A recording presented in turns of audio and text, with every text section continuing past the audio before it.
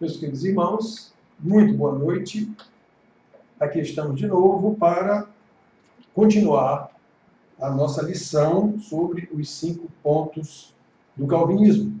Já vimos os 4 primeiros pontos e começamos já a falar sobre o 5º ponto, que trata da salvação, no todo, da perseverança dos santos. Então, rapidamente, só para lembrar, essa chamada doutrina calvinista, ou os 5 pontos de Calvino, do calvinismo, não são mais do que uma exposição do Evangelho, irmãos, das doutrinas de Cristo, dos apóstolos, especificamente de Paulo, foi quem mais trabalhou isso. Então nós temos que, em plena reforma protestante, sempre houve discussão entre pessoas, especialmente líderes, que não combinam de alguma forma. Um não quer se submeter ao outro, coisa desse tipo. Nós vimos uma briga, digamos assim, desse porte entre Paulo e Barnabé, por causa de João Marcos. Vocês estão lembrados? Houve uma desavença entre os dois por causa de João Marcos e se separaram. Dois que o Espírito Santo havia mandado separar para uma missão. Pois é, eles resolveram, Paulo, na verdade, resolveu se separar. Arrogância, simplesmente. Então acontece esse tipo de coisa. E Deus sabe usar os nossos pecados para transformá-los de alguma forma em bênçãos segundo o seu propósito. Foi o caso de Barnabé e Paulo. Havia uma só embaixada de Deus, né? Havia só uma embaixada de Deus para a missão do Evangelho. Por causa de Paulo, viraram 2. Paulo foi para um lado, Barnabé foi para outro. Então Deus sabe multiplicar a divisão, o que não nos isenta da punição por causa dos pecados, né? Ainda que Deus use, possivelmente faz isso, quantas vezes fez, a morte de Jesus é o maior exemplo, usa os nossos pecados para nos abençoar. Pois é, só que ele sabe como fazer isso e vai punir o pecado, ainda que esse pecado seja usado para Deus. Pois muito bem, então nós vimos aqui, irmãos, que houve divergência lá no ensino de Calvino, que era hegemônico, digamos assim, na época, e foi durante muito tempo, né?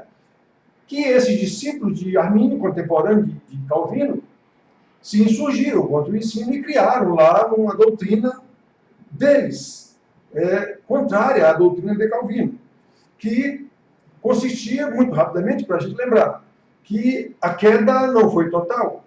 Quem pegou foi Adão, eu não tenho nada a ver com isso, né? Eu posso me levantar dessa queda de Adão. Calvino diz que não, que a depravação foi total e que isso nos apartou de Deus definitivamente naquele momento. Foi Deus quem expulsou o homem do paraíso, foi Deus quem disse, se o dia que comer morrerá, ao que pecar essa morrerá. Então tudo isso está nas Escrituras, né? Aí, depois, como a queda não foi total, o homem pode levantar, a eleição de Deus é condicionada àqueles que vão se levantar, né? Aqueles que vão exercer fé, arrependimento, então esses Deus vai chamar. Ou seja, a eleição é condicionada, a eleição de Deus é condicionada àquele que resolveu vir para Deus, ou que exerceu fé e arrependimento. É essa a doutrina do 2º ponto. Calvino não. Calvino diz que a eleição é incondicional. Deus chama pecadores caídos, totalmente depravados, e ele chama aqueles que ele elegeu desde a eternidade e chama quando quer. Essa era a doutrina de Calvino. Não tinha condição nenhuma para ele chamar o pecador. Todos pecaram, todos carecem da glória de Deus. Nós vamos ver isso aqui mais para frente. Então, seguindo a doutrina arminiana, na sua lógica, se não houve queda total, se o homem pode se levantar sozinho e aqueles que resolvem se levantar sozinhos, Deus os salva. Então, a expiação, ela é ilimitada. Quando Jesus veio morrer, ele veio morrer pelo mundo inteiro, como está escrito na Bíblia, e está mesmo, e que todo aquele que quiser se levantar e aceitar essa expiação de Jesus, ela é ilimitada. Quem quiser vir, pode vir. Calvino, mais uma vez, disse, não é assim. Não é assim. A depravação foi total, a eleição de Deus é incondicional, não há condição nenhuma para ele escolher quem ele quer, e somente aqueles que ele quer. A expiação é limitada. A morte de Jesus foi pelo mundo todo, mas ela só é eficaz naqueles que Deus escolheu. Somente esses vão entender e vão receber essa expiação, que ela é limitada. Muito bem. Depois, na sequência do ensino de Arminio, a graça, ela não é irresistível. Dentro da sua lógica, se o homem, a queda não foi total, se ele pode resolver se levantar sozinho e vir para Deus. Se quem quiser vir, pode vir. A expiação é ilimitada. Então, essa graça pode ser resistida, pode ser aceita ou não. Eu posso até entender essa graça de Cristo, mas eu não quero. Pronto. Está dentro da sua lógica. Aí Calvino diz que não, que a graça é eficaz. O homem caiu totalmente, a depravação foi total. A eleição é incondicional. Deus chama pecadores depravados, caídos, os que ele quer, os que ele elegeu, né? Ela é incondicional, não precisa o cara exercer fé, arrependimento, não é por isso que Deus chama, porque ele quer. Aí sim, aqueles que ele chama, vai exercer fé e se arrepender. Aí, só são aqueles que ele escolheu. A expiação é limitada. Só são aqueles que ele escolheu. E esses que ele escolheu, de modo nenhum, podem dizer, não vou. Como os pescadores, lá nos seus barcos, já falei para vocês aqui, trabalhando lá, passa um cidadão na praia e diz, venham, sigam-me, vou fazer vocês pescadores de homem. E eles foram. Como é que pode? Não é? Pode, porque a graça de Deus é eficaz. Aqueles pelos quais ele veio morrer, esses ele chama. E por esses ele ora, como nós vimos na oração sacerdotal de Jesus lá em João 17. Pois muito bem. Então, o último ponto foi que, dentro da lógica de Arminio, dos seus discípulos que apresentaram as nossas doutrinas, na sequência delas, se a graça ela pode ser resistida, então o cidadão pode ser crente hoje e não ser amanhã. Pode resolver ser crente depois de amanhã e sair de novo 3 dias depois. Não é ele que resolve a salvação? Ele não caiu totalmente, levanta a hora que quiser. Não é? Aí, se ele resolver se levantar, Deus vai escolher. E é qualquer um, basta o cidadão querer. Não é? E também pode não querer. Logo, não há perseverança na salvação. O cidadão fica sendo salvo se ele quiser. Ele vai para o céu se ele quiser. Ele pode desistir de ir para o céu e não chegar lá na porta. Então, irmãos, Calvino, no seu ensino, diz que não. Os crentes perseverarão, porque, na verdade, quem persevera neles é o próprio Espírito Santo. Lembram? Do selo. Pois é, se o Espírito Santo é Deus. Se ele selou, quem vai disselar? Só quem pode abrir aquele selo é o Cordeiro, lá no último dia. Está na Bíblia isso. E mais, ele é o penhor, que é penhor, garantia. Ele é a garantia de que esse selo só vai ser aberto, digamos assim, lá no último dia pelo Cordeiro. Isso está na Bíblia. Por que isso não serve para alguns? Né? De vez em quando eu lembro. Porque o espírito deste século cegou-lhes o entendimento para que não lhes resplandeça a glória do Evangelho do Senhor Jesus. Essa é uma explicação que tem na Bíblia. Que tem a ver com a eleição, com tudo isso que nós estamos falando aqui. Então, o quinto e último ponto, que já começamos, da representação arminiana contra o ensino de Calvino, relaciona-se à perseverança na salvação, à durabilidade, à certeza ou até à consumação ou eternidade da salvação. Pode ser hoje, pode não ser amanhã, como já vimos aqui. Né? Vamos continuando aqui. Os arminianos creem na instabilidade, já vimos falando isso, da salvação. Creem que a salvação pode durar ou não, dependendo da própria determinação humana, e isso, como eu já disse, é coerente com o seu ensino. O seu ensino leva a isso aqui mesmo. Se para eles a salvação depende do livre-arbítrio do pecador, é de se esperar que a glorificação também dependa da determinação, da vontade humana. Como eu já disse, na última hora o cidadão pode querer, não querer, ou na última hora pode querer. Essa história da última hora, eu já disse para vocês, um dia um jovem mandou aqui me perguntar se ele podia ser salvo na última hora. Mas pode. O problema é você saber qual é essa última hora. O chamado de Jesus é hoje. Como é que você sabe qual é a última hora? A hora é hoje, o dia é hoje, é isso que a Bíblia ensina. Então, que história é essa aqui? Ou seja, ele quer viver a sua vida de jovem, pensando que jovem nunca morre, só vai morrer quando tiver velhinho, aí quando tiver velhinho eu me converto. Obviamente isso vem não é da nossa igreja não. Ele perguntou porque me conhece, de vez em quando ele faz perguntas mais ou menos desse tipo. E eu respondo. Então, é assim, eu resolvo, todo jovem pensa que só vai morrer velhinho. Nenhum jovem pensa que pode morrer agora, amanhã. Nenhum. Muito difícil isso. Né? Então, irmãos, é isso. É de se esperar que a glorificação dependa. Eu que resolvo. Eu que resolvo. Eu resolvi salvar. Ou eu resolvo sair e tomar mais uma cerveja, como o rapaz disse para mim, eu estou aqui, foi tempo da igreja, pá. Vou tomar minha cerveja de novo. Pronto, vá. Muito bem. Assim, creem que o salvo pode cair da graça. Pode, efetiva e definitivamente, apartar-se da graça de Deus, se não permanecer na fé. Nós vemos lá em 1 João 2,19, 1 João 2,19. Claro que ele está falando ali sobre os falsos mestres dentro da igreja, sobre os anticristos dentro da igreja.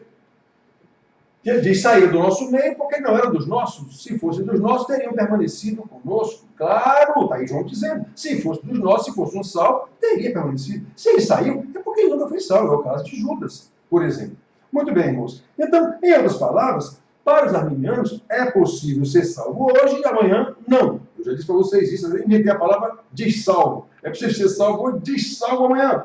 Estes creem na regeneração e, como eu disse, na desregeneração. É possível alguém morrer, alguém nascer e resolver não nascer? Eu já nasci, mas eu resolvo não nascer. Como é que pode um negócio desse? É mais ou menos assim. Em termos grosseiros e para a compreensão, é isso. Alguém que nasceu, foi ele que decidiu nascer, então ele resolveu desnascer. Como é que pode? Eu não sei.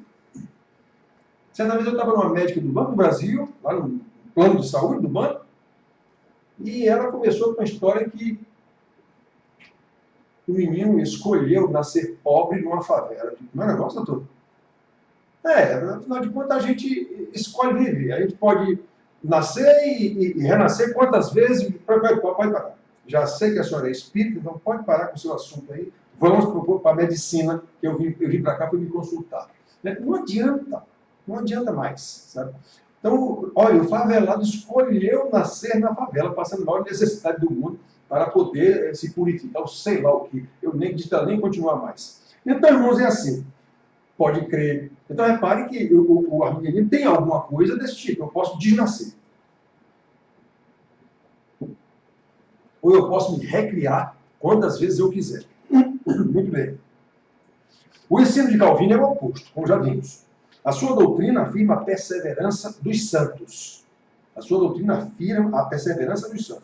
Para os calvinistas, a mesma graça de Deus que os salvou, os calvinistas, agirá eficazmente em suas vidas, de modo que não poderão cair total e definitivamente da graça de Deus. Cair até pode.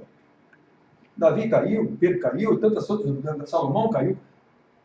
O pecador, não há um pecador que não peque.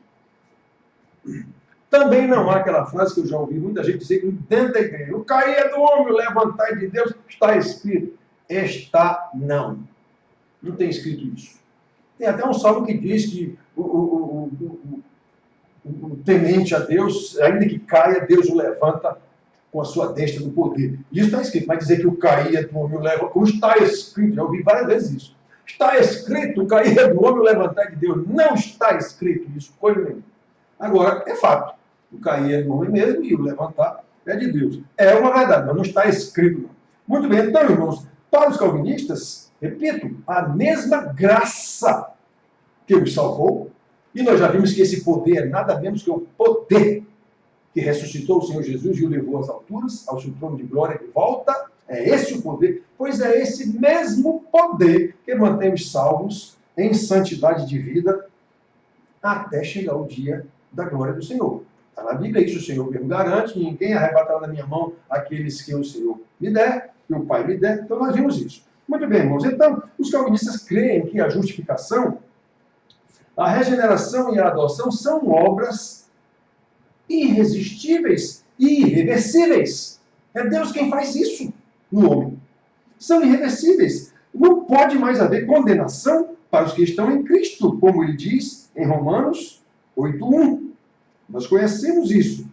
esse versículo. Romanos 8:1. Agora, pois, ele está falando para os salvos de Roma, agora, pois, já nenhuma condenação há para os que estão em Cristo Jesus. Que dificuldade há para entender um versículo desse e entender que os salvos não têm como cair da salvação. Ele pode até cair no pecado. Pode que eu diga, porque nós somos pecadores e tudo pode acontecer. Eu de vez em quando digo para os irmãos, o maior santo de Deus aqui na terra é capaz de cometer o maior pecado, se é que existe pecado maior ou menor. Ele é capaz de cometer as maiores atrocidades. Assim como o maior dos pecadores é capaz de um grande gesto de amor e caridade. Não esqueçam, todos somos feitos à imagem e semelhança de Deus. Tantos que vão para a glória dos céus com o Senhor, quantos que vão para o inferno lançado pelo próprio Senhor. Nenhum perdeu a imagem e semelhança de Deus. Ela foi corrompida pelo pecado. Eu gosto de lembrar aquela parábola do rico e Lázaro. E ali eu vejo um negócio estupendo.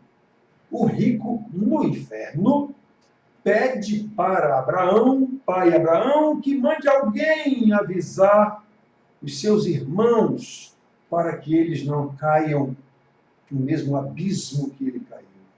Então, quando eu um dia estudando, eu disse, meu Deus do céu, esse homem, é a parábola, mas é para a gente, esse homem no inferno demonstra amor, preocupação, zelo com os seus irmãos. Então, mesmo no inferno, o cidadão não perdeu a imagem e semelhança de Deus. O amor, mesmo no inferno. Então, irmãos, Deus é amor. Então, isso é só para a gente saber. Todos são criatura de Deus, inclusive Satanás e seu demônio. Nenhum deixou de ser criatura de Deus, não. Eles vivem e agem tudo sob a mão de Deus de alguma forma. Não tem como ser. Não existe vida na Terra, nem pode haver, nem na Terra, em canto nenhum da criação, sem que seja no poder de Deus. Seja quem for. Não esqueçam isso. Muito bem, irmãos. Então, os calvinistas creem isso. O salvo, ele não está em Cristo. Quem vai tirá-lo da mão de Cristo? Cristo não disse ninguém arrebatará da minha mão. Então não dá para entender como é que alguém acha que pode ser salvo e depois se diz salvo. Vamos para frente.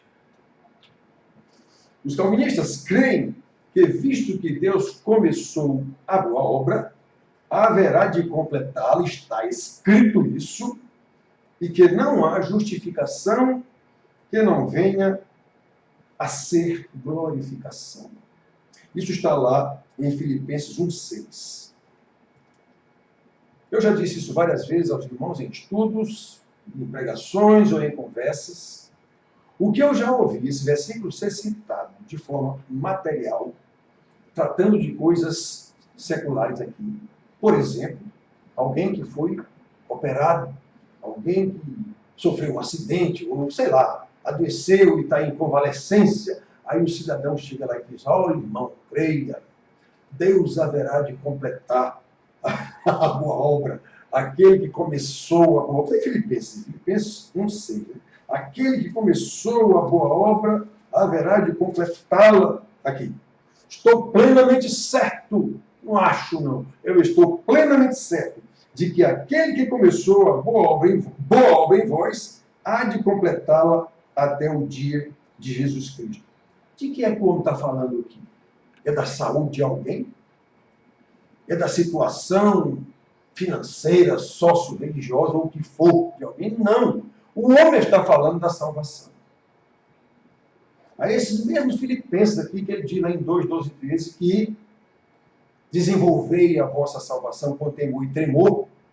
Se na minha presença vocês já eram obedientes, agora na minha ausência, muito mais ainda obedeçam.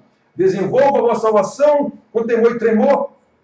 Aí ele emenda logo, sabendo, no entanto, que é Deus quem opera em vós, tanto querer quanto o efetuar ou realizar. É isso mesmo que ele está dizendo aqui. Eu estou plenamente certo que aquele que começou a boa obra haverá de completar. Aquele que os salvou vai santificar vocês e vai glorificar vocês. É disso que o homem está tratando aqui, não é da saúde física, nem da cirurgia de ninguém aqui. Não. Só lembrando disso, eu já ouvi muitas vezes isso. Muito bem, irmãos. Ele não há justificado que não venha a ser, não há chamado que não venha a ser justificado, não há justificado que não venha a ser eleito, adotado como filho de Deus. Não há. Não há que não venha a ser santificado no poder do Espírito Santo, invariavelmente, pelo estudo da palavra, pelo ensino da palavra, invariavelmente. E não há um desses que não seja ser glorificado. Não pode ir lá em Romanos 8, 28, 29, 30. Né? Muito bem, nós temos aqui outros. Isso não quer dizer, obviamente, irmãos, que o salvo não mais cometa pecado. Eu já vi um dito irmão de uma determinada igreja daqui da cidade dizendo que o pastor ensinou lá que o convertido não peca mais. Porque está escrito lá em João, ele não vive mais em pecado. Eu não vivo, não peco mais. Tá bom, tá bom. Não adianta discutir com ela isso. Né? Então, irmãos, olha, não é assim. Não é assim. Isso quer dizer que Deus, sendo fiel, como está escrito, não permitirá que seus eleitos sejam tentados além das suas forças e, por isso mesmo, lhes concederá o auxílio necessário a fim de que possam resistir às tentações, de modo que não venham jamais a se apartar definitivamente da graça de Deus. Tem tanto lugar. 1 Coríntios 10, 13, eu já li para vocês isso aqui, já citei para vocês outras vezes. 1 Coríntios 10, 13. Não vos sobreveio tentação que não fosse humana. Lembrando, logo aqui, porque a gente lê isso e passa batido. A tentação é sua, ela é humana, não venha botar culpa em Satanás, nem em demônio. A tentação é do homem. O Satanás e os demônios, eles estão aí, o papel deles é esse mesmo. É ficar ali instigando, insuflando. Mas a tentação é sua, é do homem. Né? Que não fosse humana. Não há nada que você não pode. Isso é sobrenatural, é sobre-humano. É não. Se acontecer em você, é humano. Muito bem. Mas Deus é fiel e não permitirá que sejais tentados além das vossas forças. Pelo contrário, juntamente com a tentação, vos proverá livramento de sorte que a possais suportar. Para quem é que o homem está escrevendo isso aqui? Para uma igreja. Para pessoas supostamente, pelo menos, salvas. É possível ver coisas extraordinárias? É. Quando eu era criança, pequena, lá em Bragança, eu vi uma senhora que era, inclusive, lavadeira nossa. Lavadeira da mamãe. Ela que lavava a roupa lá de nós, da nossa casa. De nossa casa. Eu vi essa mulher endemoniada. Ela queria tomar uma criança de uma outra mulher lá, dizendo que a criança era dela, e não era dela, coisa nenhuma, ela era uma velha, inclusive. Né? Pois, olha, foi preciso vários homens novos, fortes, para segurar essa mulher. Eu vi quando eu era criança, pequena lá em Bragança, isso. A criança era dela, ela queria tomar a criança da outra. Foi uma confusão, vários homens fortes para segurar essa mulher, já era idosa. Então é possível você ver alguma coisa, sim, mas nada sobre-humano, digamos assim. Ela era uma pessoa humana e não era uma crente, inclusive envolvida com esse negócio de macumba, essas coisas que a gente chama de macumba, né? Cultos de matriz afro. Né? Então, irmãos, Paulo está dizendo aqui para esses irmãos da igreja que não vos sobreveio tentação que não fosse humana. Então, não botem culpa em Satanás ou em quem quer que seja. A tentação é sua. Agora, lembre que Deus é fiel, que não deixará que a gente sucumba ante aquela tentação, segundo o seu propósito, a sua providência. Ele proverá força para que a gente resista a essa tentação. Onde é que está essa força? Na palavra. Guardo no meu coração as tuas palavras para não pecar contra ti. Salmo 119, versículo 11. Deus proverá. É Ele mesmo quem nos conduz no poder do Espírito Santo. Mas como é que Ele nos conduz? Na palavra. Oração no Espírito. Comunhão dos irmãos. É aí que está o sustentáculo da perseverança dos santos. No Espírito Santo. Muito bem. Então vamos para frente, irmãos. Observando alguns trechos das Escrituras a esse respeito, nós podemos começar com uma promessa que se cumpre em cada eleito de Deus, os verdadeiros israelitas. Estou falando aqui quem nasceu em Israel. Os verdadeiros israelitas, como o próprio Jesus diz, são os filhos de Abraão, os da fé. Muito bem. Então nós vemos que o salmista nos diz que o anjo do Senhor acampa-se ao redor dos que o temem e os livra. Irmão, nós não temos negócio nenhum com anjo. Digamos assim, não tenho que orar para anjo, ver anjo, isso não é da nossa conta. Isso aconteceu ainda até os primeiros, os apóstolos, apareceram os anjos, libertou Pedro, libertou Paulo, coisa desse tipo. Então, mas depois não, nós não temos mais, pode ter, pode, mas não há promessa na Bíblia de que isso aqui era lá no Velho Testamento e lá aconteciam muitas coisas desse tipo mesmo. Então esse anjo do Senhor acampa-se ao nosso redor, o que quer dizer isso? Nós estamos sendo protegidos por Deus. Deus nos protege o tempo todo. Então como é que eu pego um tiro numa bala perdida? Uma facada porque eu ia passando numa rua lá, um doido veio e me deu uma facada. Não está prometido na Bíblia que isso aqui, não é esse o caso. Ele nos protege especialmente, livra-nos da tentação. Pai, livra-os do tentador. Não está falando aqui de coisas espirituais. Pode ser, em algum momento, em alguma situação, que isso se apresente de forma material? Sim, pode. Mas não é essa a promessa. É coisas materiais. É por isso que o salvo persevera na salvação. O que está se falando aqui é de salvação. Não é de vida boa ou sem problema nenhum aqui na Terra. Não é disso. Se está acontecendo isso na sua vida, aí já tem problema. Aí já tem problema. Porque a promessa é o contrário. É que no mundo tereis aflições, mas tem de bom ânimo, eu venci o mundo. Para quem Jesus disse isso? Para os seus 12 apóstolos, é que ele estava ensinando. Aí, com base nisso, o ensinamento deles para nós, nas cartas apostólicas e no livro de Atos, na pregação que eles fizeram. É isso que nós temos que entender, irmãos. A quem se aplica isso? Como se aplicou isso lá no tempo salmista? Eu estou lá vendo anjo nenhum em redor de mim, coisa nenhuma. O que não quer dizer que não pode ter, mas também não é da minha conta. A Bíblia não me manda me preocupar com isso. Eu tenho que saber que Deus me protege. Como é que Ele me protege? Especificamente na sua palavra. Muito bem, irmãos. Porque não somos deixados entregues à nossa própria sorte. Quantas vezes Deus disse a Israel, é isso que vocês querem, hein? Então vão. Querem fazer sacrifício a outros deuses? Vão. Vamos ver se os outros deuses podem livrar vocês da minha mão quando chegar a hora. Ele fez quantas vezes isso com Israel? Pois é. Então não há juízo mais temerário, digamos assim, para um crente, porque mesmo crente, continuamos pecadores, portanto, debaixo do juízo de Deus contra o pecado, não no que diz respeito à salvação, mas no que diz respeito às consequências do pecado aqui, sim. Se eu assassinar alguém, eu vou preso. Não deixei de ser crente, me arrependo, mas vou continuar preso. No mínimo 20 anos, não sei lá quanto. Isso é juízo de Deus, pelo pecado que eu cometi. Né? A lei dos homens, de alguma forma, ela deve ser cumprida, como nós temos lá, Paulo ensinando aos romanos, e nós temos que cumprir.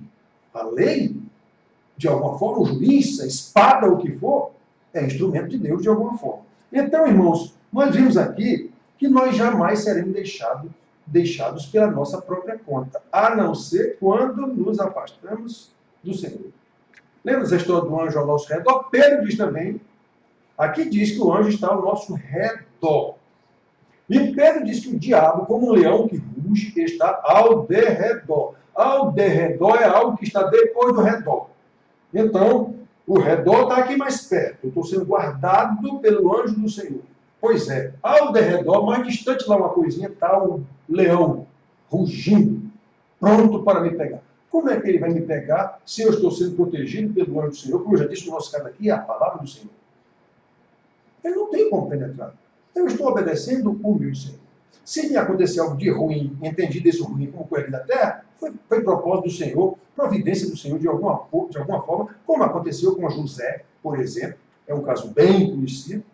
Tudo que aconteceu, ele disse, foi Deus quem providenciou tudo isso. Então, irmãos, agora, se eu me aparto da palavra do Senhor, me distancio da palavra do Senhor, ou digo que sou, mas não sou, nem estou coisa nenhuma. Então, repare que não vai ter derredor. Não vai ter segurança nenhuma no redor, aliás. Ao meu redor não vai ter segurança nenhuma. Então, o que é que fica? O derredor. O leão que ruge, pronto a tragar os desavisados. Satanás. Pois é assim que acontecem as coisas. Então, nós temos que ver. Deus é através do seu Espírito que em nós habita, nos livra do pecado, da nossa natureza pecaminosa e do inimigo das nossas almas. Esse é o papel dele, é nos fazer tropeçar, é nos fazer cair, é nos tirar da comunhão uns com os outros, porque quando deixamos a comunhão uns com os outros do Senhor, é sinal evidente que já estremeceu a comunhão com o Senhor. Porque o Senhor diz que é através da nossa unidade, da nossa união, do nosso amor uns para com os outros, que o mundo vai saber que ele enviou Cristo para nos salvar. Pois é. Então, quando em alguma situação não temos comunhão com os outros, com os irmãos, o que já é um desequilíbrio dessa perseverança dos santos, o que está acontecendo é isso, nós deixamos de fazer o que o Senhor mandou.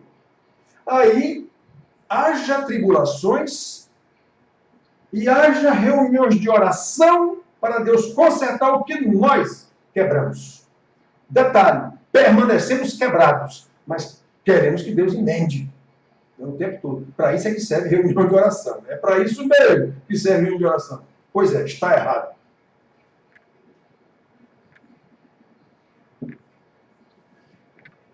Se eu sei o que tenho que fazer, como servo de Deus, se eu sei o que eu tenho que fazer, está aqui a orientação do meu Senhor, e eu não faço, aí por causa disso haja tribulação, porque eu não faço o que o Senhor mandou. Aí eu vou para a reunião de oração pedir para Deus para ele resolver essa tribulação. Mas como?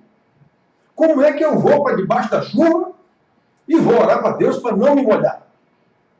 Quando há a casa em que basta eu ir para dentro da casa.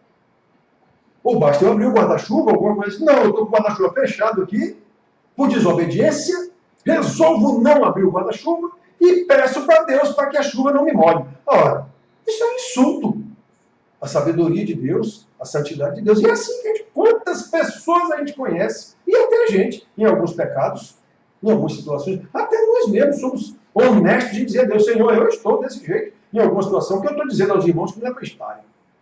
Pois é, isso pode acontecer com qualquer um. Agora, temos que lutar. Aí é que entra a história da nossa agência na salvação. Exclusivamente na perseverança dos santos, que na verdade é a perseverança do Espírito Santo, que é o nosso penhor, que nos selou e que vai nos levar até o último dia. Só que quem age somos nós. O Espírito Santo já é santo, ele já é Deus, ele não precisa fazer nada. Nós é que precisamos. Ele até geme por causa das nossas fraquezas, já que ele está em nós, ele também geme em nós, ajudando nas orações. Agora, orar para Deus me ajudar a fazer uma coisa que eu não estou fazendo, isso é estupidez absoluta. E um insulto a Deus, a inteligência de Deus. Muito bem, irmãos. Vamos para frente. Perseverança dos santos. Pelo profeta Jeremias, olha o que Deus diz. Eles serão o meu povo. Eu serei o seu Deus. Quem vai tirar esse povo da mão de Deus? Dar-lhes-ei um só coração e um só caminho, para que não temam todos os dias. Farei com eles aliança eterna, segundo a qual não deixarei de lhes fazer o bem. E porei o meu temor no seu coração, para que nunca se apartem de mim. Irmãos, aqueles que o Senhor escolheu lá em Israel, lá no velho Israel, que ele tirou do Egito, e que resolveu desobedecê-lo claramente, seguir outros deuses, fazer tudo errado, ou fazer a coisa certa com a motivação errada, como os sacrifícios, os cultos, o Senhor disse em Amós. Vocês estão pensando que eu gosto disso, é? Vocês fazem isso porque vocês gostam. Vocês gostam de ir para a igreja de domingo. Vocês gostam de ir para a reunião de oração, pedir as bênçãos de Deus. Vocês gostam. Vocês não estão fazendo isso em obediência a mim? Pois é, irmãos. Como eu vim falando dessa reunião de oração, e desde criança, quando eu fui convertido, eu percebi que isso era enrolação do emocional, era manipulação da emoção das pessoas que não conhecem a palavra de Deus. Alguns irmãos e pastores dizem que eu não gosto de oração. Não é isso. Não é isso coisa nenhuma. Eu não gosto de oração tola. Eu não gosto de manipulação de mulherzinhas cheias de paixões, como Paulo acusa, dizendo a Timóteo, que aprendem e jamais chegam ao conhecimento de Deus. Vem de reunião de oração, todo canto, tudo, nunca aprendem. Por que não aprendem? Lá vem aquela resposta terrível, porque não foram convertidas, não são novas criaturas, não têm o Espírito Santo morando em si, por isso não entendem a iluminação da palavra que o próprio Espírito Santo inspirou. Não há outra resposta, irmãos. O crente persevera na fé, mas essa fé, como o velhinho da pregação, que eu não lembro o nome dele, oh, pregação bendita, louvado seja Deus por aquela pregação. Raríssima uma pregação daquela. Então, ele diz lá, a fé é a obediência. Eu vivo dizendo isso para os irmãos. Como é que se manifesta a fé? Qual é o escopo geral da fé? É a revelação de Deus aos seus santos. E a obediência com base nessa revelação que cresce a cada dia. No aumento do conhecimento de Deus. É isso que é fé. O velhinho lá explica. Por que Maria mandou? Ele cita lá o caso do primeiro milagre de Jesus nas bodas de Caná. Por que Maria mandou que os servos lá obedecessem a Jesus? Ela sabia quem era Jesus. Por isso, ela sabia. Então, irmãos, a fé é isso. Então, olha só. Eu colocarei o meu temor no coração dos meus eleitos para que jamais se apartem de mim. Somos pecadores? Sim. Momentaneamente até podemos falhar, como eu vivo citando aqui os exemplos dos grandes heróis da fé. Abraão farrapou, Moisés farrapou, Davi farrapou, todos. Nós somos pecadores. Enquanto nós não entendemos isso, que nós somos pecadores miseráveis e que fomos resgatados pela misericórdia de Deus, fomos resgatados pelo sacrifício vicário substitutivo do nosso Senhor Jesus. Então, se a gente não entender isso, não tem como crescer em santidade de vida. Não tem como. Só crescerá em santidade de vida aquele que realmente foi salvo. E quem foi salvo buscará esse crescimento em santidade, que invariavelmente é pelo conhecimento da palavra. Essa é a perseverança dos santos. Conhecimento da palavra. Oração no Espírito Santo. Comunhão com os irmãos. Partir do pão, como era o caso lá da igreja infante, logo que nasceu a igreja. Então, irmãos, é assim. Vamos ver outros versículos. É o Senhor Jesus quem nos diz. Nós vimos lá em Jeremias, dizendo, o meu povo, eu mesmo vou colocar o meu temor nele, o meu espírito, é o meu povo. Eu vou preservá-los. Quem vai tirar esse povo? Se é Deus que está dizendo isso. Então, é o Senhor Jesus que nos diz, aquele, porém, que beber da água que eu lhe der, lá para a mulher samaritana, no poço, nunca mais terá sede para sempre. Pelo contrário, a água que eu lhe der, será nele uma fonte a jorrar para a vida eterna. Quem vai tirar deste eleito de Deus, aquele que Jesus está dizendo, aquele que beber da água que eu lhe der? Ele estava falando de salvação. Ele vai jorrar água. Ele não vai mais ter sede. Quem vai tirá-lo? Se fui eu que botei. Como é que esse sal vai jorrar a água da vida? Com a pregação do Evangelho. O que é a pregação do Evangelho? É ir numa praça gritar que nos fariseus? Não, é a sua vida, é a nossa vida. Quem prega é pregador, preparado para isso.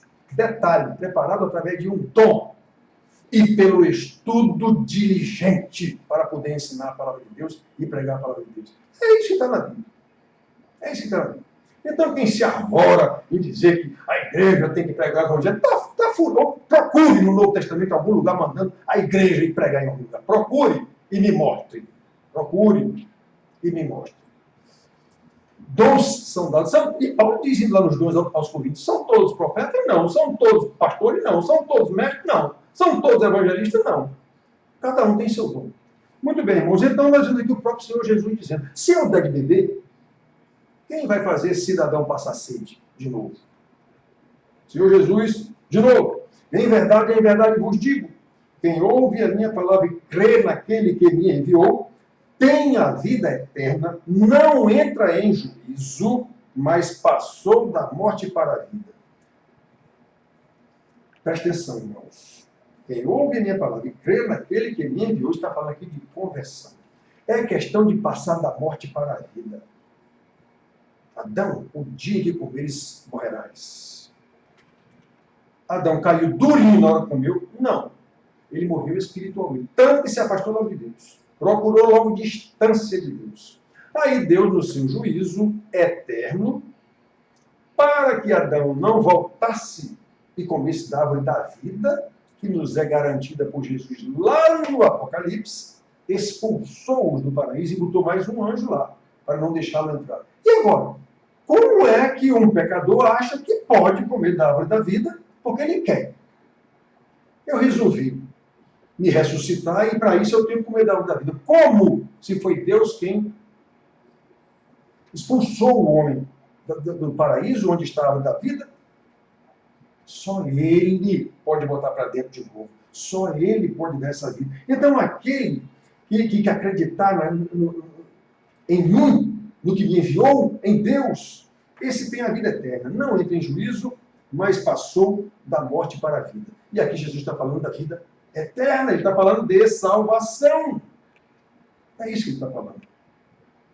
Mais um. Em verdade vos digo, quem crê tem a vida eterna. Quem vai tirar essa vida eterna se lhe foi dada? João 6,47. Eu sou o pão vivo que desceu do céu. Se alguém dele comer, viverá eternamente. João 6,51. Irmãos, estas coisas servem ou não servem? Qual é a dificuldade de entender a perseverança dos santos em versículos como estes? A dificuldade está na arrogância do homem pecador não convertido, em achar que ele tem poder para fazer o que ele bem entender, inclusive no que diz respeito à salvação, que é eterna. Um cidadão finito, miserável pecador, que vive, como diz o salmista, 70, 80 anos, e que passar disso é canseiro e enfado, e é verdade, nós sabemos disso, né? Aí ele acha, um camarada que não tem domínio nesta vida aqui, acha que tem domínio sobre a vida eterna, pode decidir sobre a vida eterna, com versículos como este aqui. Inclusive, pode resolver não querer essa vida eterna. Pode resolver tê-la em algum momento e depois não tê-la mais, abrir mão dela, pronto. Esse é o ensino. É o ensino arminiano, né? Então, estes textos, irmãos, e muitos outros, deixam claro que a natureza da vida que recebemos de Cristo é eterna e não transitória. Ela não é transitória, ela é eterna. Se Jesus nos deu vida, essa vida é eterna. Quem tirará? Quem tirará? Então, irmãos, não pode haver ensino mais claro do que este sobre a doutrina da perseverança dos santos. Não há poder no mundo visível ou invisível capaz de separar-nos do amor de Deus que está em Cristo Jesus, como Paulo diz lá em Romanos 8, 35, 39, há até um canto que a gente canta, né?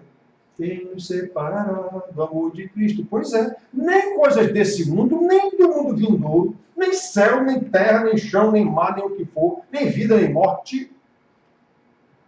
Qual é a dificuldade de entender a abrangência de versículos como esse aqui, no sentido de que os salvos haverão de chegar na glória?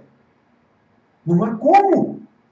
Alguém no céu, na terra, ou seja lá onde for, não há como, né?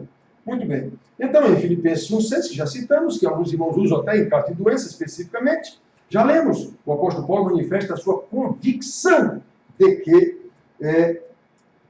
o salvo chegará na glória. Aquele que começou boa obra em vós, haverá de completá-la no tempo certo, no dia da sua glória. Muito bem, irmãos. Então, nós vemos aqui que a perseverança dos salvos, portanto, manifesta a eficácia da força do poder de Deus, aquilo que ele disse lá em Efésios, São Romanos, capítulo 1, versículo 20, que é o poder, o mesmo poder que ressuscitou Jesus, é o poder que nos converte. Quem vai afetar isso? Então, nós vemos aqui que perseverar na graça não é obra humana, mas divina. Não é obra natural, é sobrenatural. Lá em 1 Pedro 1, 3, 5, nós vamos ler na próxima aula. Nós vamos parar aqui novamente, para a gente começar daqui, vendo essa parte de Pedro. A gente pensa que é só Paulo que ensinou essas coisas, não, Pedro também. Nós vamos ver aqui que é pelo seu poder que ele nos leva, né? É pelo seu poder, não somos nós. Nós agimos, mas como Jesus disse, sem mim nada podeis fazer. Então, o nosso agir é no poder do Senhor Jesus, os eleitos. É no poder do Senhor Jesus, no poder do Espírito Santo. Não há como ser diferente disso. E não entender isso, ou não aceitar isso, é simplesmente a arrogância do homem pecador que não quer se submeter à soberania de Deus, não quer aceitar a eterna providência de Deus na vida da sua criação, de uma maneira ou de outra. De uma maneira ou de outra. Nós vamos ver, irmãos, aqui na sequência desta aula. Vamos parar aqui e, repetindo isso, a perseverança dos salvos manifesta a eficácia da força do poder de Deus, como Paulo ora àqueles Efésios, para que eles entendam isso. Perseverar na graça não é obra humana, mas divina. Não é obra natural, é sobrenatural. É por isso que Paulo ora em suas cartas mais de uma. Ele ora mais de uma vez, em mais de uma carta, aos Gálatas de novo. Ele ora, eu estou orando, aos Colossenses, eu estou orando, para que vocês entendam. Pedro pede aos irmãos que com diligência cresçam no conhecimento do Senhor. Pedro é outro que fala muito no crescimento, no conhecimento do Senhor, para poder resistir até o fogo, queimados por nela. Muito bem, irmãos queridos, vamos ficando aqui. Que tenhamos uma boa noite, com a graça do nosso Senhor, na graça do nosso Senhor. Uma boa noite de sono, para o dia seguinte, na mesma graça do nosso Senhor. Tudo isso para que vivamos para o louvor da sua glória. Deus abençoe a todos, muito boa noite, beijão.